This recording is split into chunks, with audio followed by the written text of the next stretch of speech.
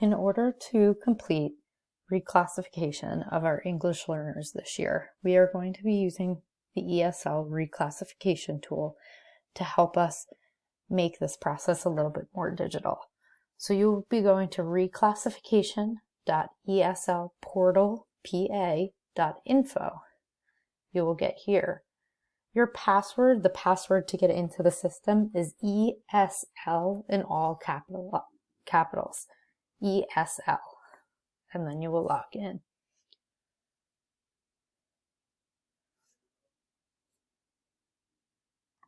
Once you're here, you want to start the tool. So you're going to select today's date. Select your grade level band. So if you're scoring for a kindergartner, first grader, 2nd through 3rd, or 4th through 12th. Type in the student's name. Make sure it's their legal name and not just the name that you call them, since this is a legal document. Their PA SID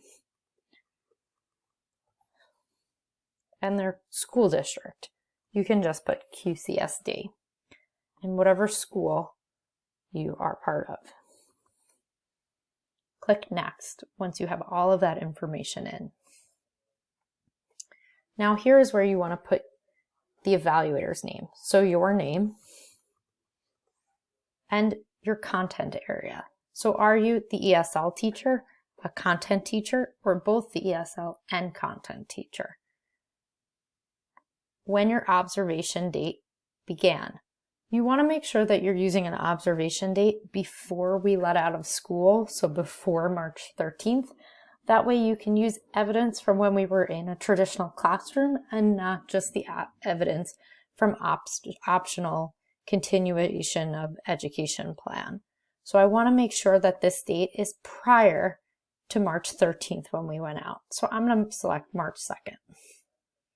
End date, I'm going to put today, because I can take into account things that students have done while we've been out of school, but I don't want to hold it against them if they've struggled to complete things due to family situations or lack of internet or anything else that might be going on. And then you're going to click Next. So from here, I get my first rubric.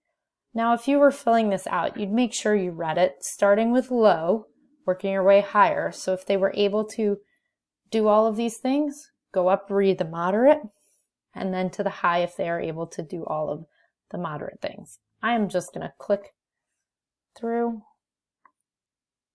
for the example of showing you.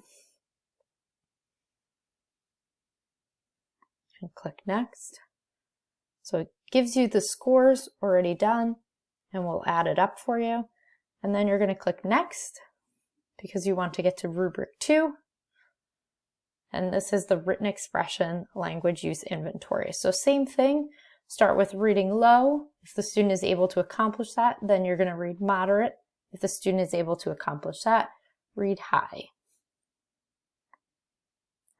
Once again, I'm just going to click really quickly to show you as an example. And then click Next.